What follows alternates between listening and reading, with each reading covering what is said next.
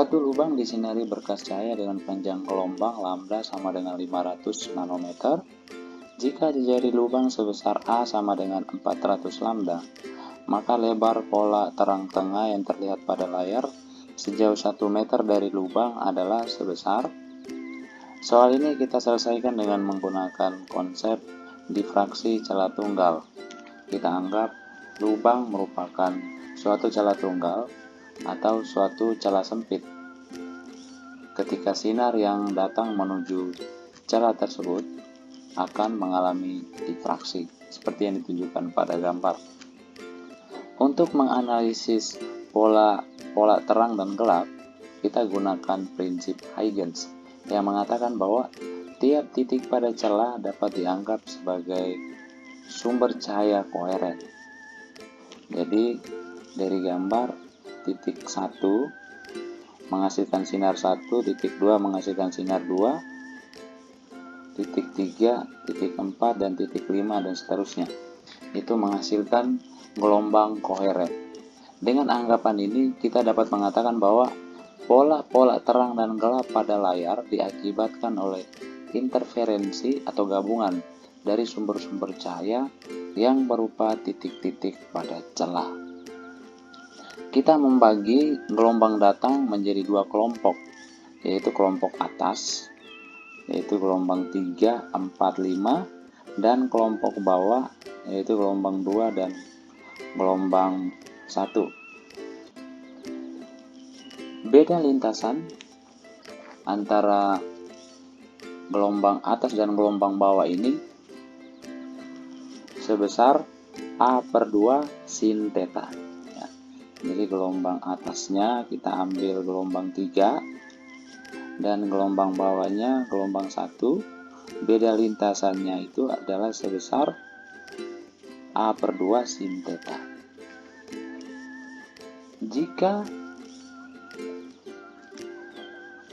delta ini kita sebut sebagai beda lintasan, delta adalah beda lintasan, itu sama dengan lambda per 2, maka tiap pasangan gelombang, satunya berasal dari gelombang bawah, bagian bawah, dan satunya berasal dari gelombang bagian atas, akan berinterferensi,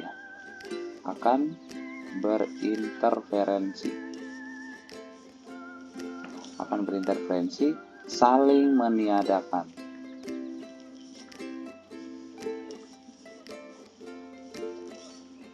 Saling meniadakan maksudnya akan menghasilkan gelap. Jadi jika ada gelombang di bagian atas dan bawah ketemu di titik ini, misalnya titik A, maka di titik A ini akan menghasilkan gelap. Jadi kedua gelombang tadi ketemu di titik A dan berinterferensi sehingga menghasilkan titik gelap atau saling meniadakan. Maka pada kondisi ini berlaku A/2 sin theta itu pasti sama dengan lambda per 2. Atau kita bisa tuliskan sin theta sama dengan lambda per A. Ini merupakan titik gelap ya. Jadi jika gelombang atas dan gelombang bawah ini berinterferensi di titik lain, misalnya titik B, maka menghasilkan gelap kedua. Di bagian bawah juga demikian. Ini titik A aksen misalnya. Ini titik B aksen. Jadi menghasilkan titik gelap. Ini titik gelap. Nah, ada gelap ke-1, gelap ke-2, gelap ke-3, dan seterusnya ya. Pada titik A tadi ada gelap ke-1, yaitu pada posisi Y1 dari titik 0, dan ada gelap ke-2 dan seterusnya. Demikian pun gelap ke-1 bagian bawah, gelap ke-2 bagian bawah, dan seterusnya. Karena sin theta atau theta itu sangat kecil, ya, karena theta sangat kecil, maka sudut sin theta, nilai dari sin theta itu mendekati tan theta, yaitu sama dengan Y per L, dengan L itu adalah jarak dari celah ke layar, dan Y itu adalah posisi gelap dari titik tengah terang pusat.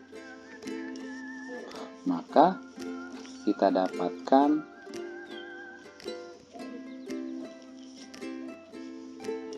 hubungan Y per L sama dengan N lambda per A, atau Y sama dengan N lambda kali L per A,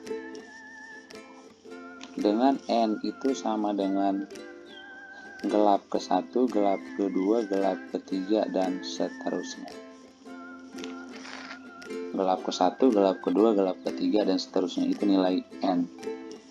Dari soal ditanya lebar pola terang tengah, berarti jarak posisi, ya, jarak dari Y1 atas ke Y1 bawah, Y1 bagian atas ke Y1 bagian bawah.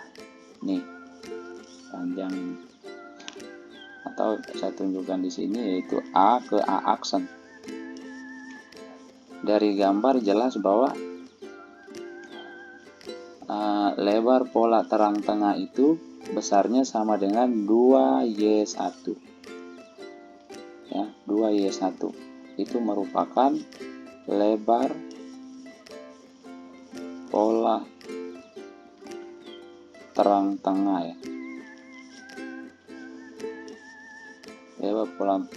Lebar pola terang tengah itu merupakan 2Y1, yaitu sama dengan 2 kali N-nya 1 kali lambda kali L per A. Maka 2Y1 sama dengan 2 kali lambdanya 500 nanometer dikali L-nya 1 meter dibagi A-nya 400 kali 500 nanometer. Ini kita coret, maka tinggal 2Y1 sama dengan 2 per 400, berarti kita dapatkan 5 kali 10 pangkat min 3 meter, atau sekitar 5 mm. Jadi jawabannya D.